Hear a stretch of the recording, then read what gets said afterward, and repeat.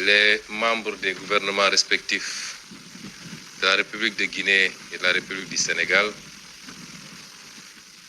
Mesdames et Messieurs les collaborateurs des gouvernements, Mesdames et Messieurs les journalistes, je suis très heureux et très honoré d'être ici aujourd'hui en terre africaine de Guinée pour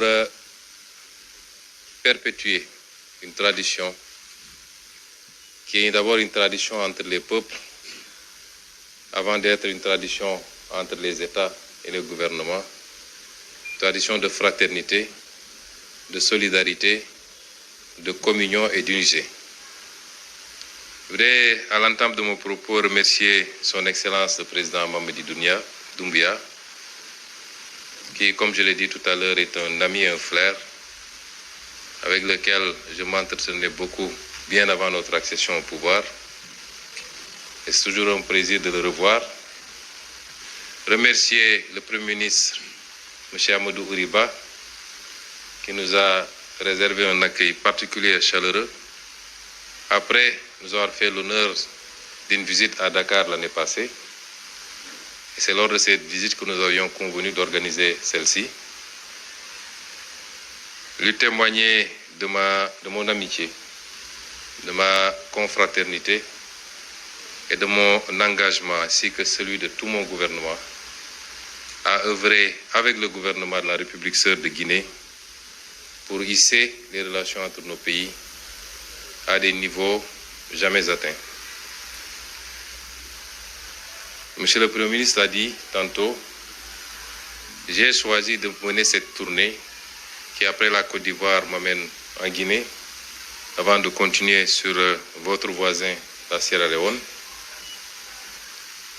Non pas pour venir faire ce qui avait été fait, parce qu'il y a une dizaine de jours à peine, la commission mixte entre nos deux pays s'est réunie sous la conduite des deux ministres des Affaires étrangères et avait permis de relancer cette coopération qui était en léthargie depuis plus de 10 ans maintenant par la signature d'une quinzaine de protocoles, une quinzaine d'accords dans tous les domaines quasiment, en tout cas dans les domaines de la pêche et l'aquaculture, la défense, l'éducation ou l'enseignement supérieur, et j'en passe et j'en passe.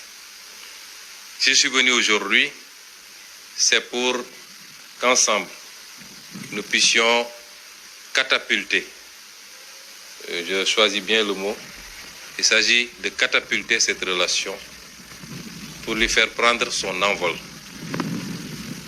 La relation, elle est saine, elle est solide, et comme je l'ai dit à l'entame de mon propos, elle est d'abord portée par les peuples, puisqu'il y a beaucoup de ressortissants sénégalais établis en République de Guinée et beaucoup de ressortissants guinéens établis en République du Sénégal.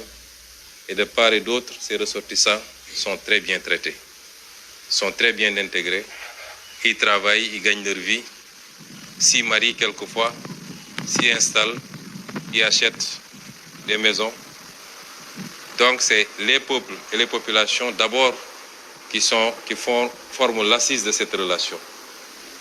Et nous devons continuer dans une époque de discours d'exclusion, de xénophobie, à parler à nos populations, à les sensibiliser qu'au-delà des frontières ici du découpage colonial, nous formons un seul et même peuple et nos destins sont liés. Forte ensuite de par l'impulsion qu'à travers les générations, les chefs d'État lui ont donné cette relation, mais que nos deux chefs d'État actuels, son Excellence le président Mamadi Doumbia et son Excellence le président Bassirou Diomaye Faye, ont décidé d'approfondir. Donc je ne suis pas venu pour ce type de relation parce qu'il existe déjà. Je suis venu discuter avec mon homologue sur les voies et moyens de faire un saut quantitatif et qualitatif en mutualisant nos moyens, nos ressources pour pouvoir ensemble et de manière complémentaire construire un développement partagé. Des ressources, nous en avons. Elles n'ont pas été gérées au mieux de nos populations depuis l'indépendance. On continue d'en découvrir par la grâce de Dieu. Elles ne sont toujours pas gérées au mieux des intérêts de nos États, mais en mutualisant nos efforts. Et l'exemple le plus trivial, c'est la découverte de gaz au Sénégal et les réserves importantes de bauxite en Guinée. Évidemment, la jonction entre ces deux nous permet de créer, d'ajouter de la valeur à chacune de nos ressources et de gagner 100 fois plus que ce qu'on aurait dû gagner si on continue à les extraire et à les exporter bruts. Je ne vais pas en dire plus. Conformément aux recommandations de son Excellence le président Mamadi Doumbouya, qui après avoir béni nos travaux, nous avoir donné sa caution, nous a donné une recommandation, c'est d'évoluer dans la plus grande discrétion, de prendre le temps de bien cuisiner le plat et de le servir bien mûr pour que nos peuples respectifs de Guinée et du Sénégal puissent être bien servis. Nous avons retenu ensemble, et le président Doumbouya vient de nous conforter dans cette décision, de mettre en place un comité technique qui, sur la base des orientations que nous avons retenues, va travailler de manière accélérée pour dresser les contours de cette nouvelle coopération qui doit nous permettre de monter ensemble.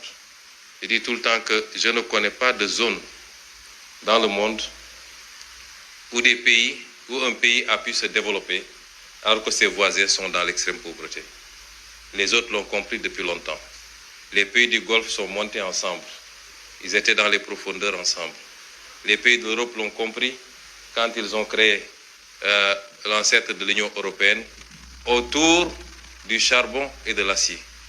Après s'être livré une guerre extrêmement meurtrière, ils ont mis de côté toutes leurs divergences pour se retrouver autour de l'essentiel. Les pays d'Asie l'ont compris. Quand on parle de dragon asiatique, c'est tous les pays qui sont montés en même temps. La Guinée ne partira pas loin, en tout cas, sans le Sénégal, sans la Côte d'Ivoire, sans la Sierra Leone, sans le Mali, sans tous les autres pays. Mais le Sénégal n'ira pas très loin sans tous ces pays, la Mauritanie, la Guinée.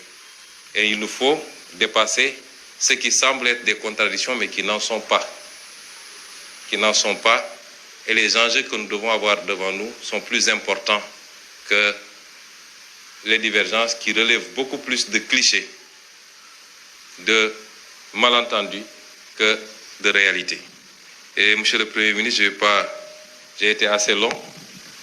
Je suis très ravi et très réjoui d'être là et je pars satisfait en étant conscient qu'aujourd'hui, nous avons jeté la graine d'une coopération renouvelée, mais surtout d'une coopération qui va nous permettre tous ensemble d'accélérer notre développement et d'offrir à nos populations un mieux-être, une meilleure offre en biens et services publics. Je vous remercie.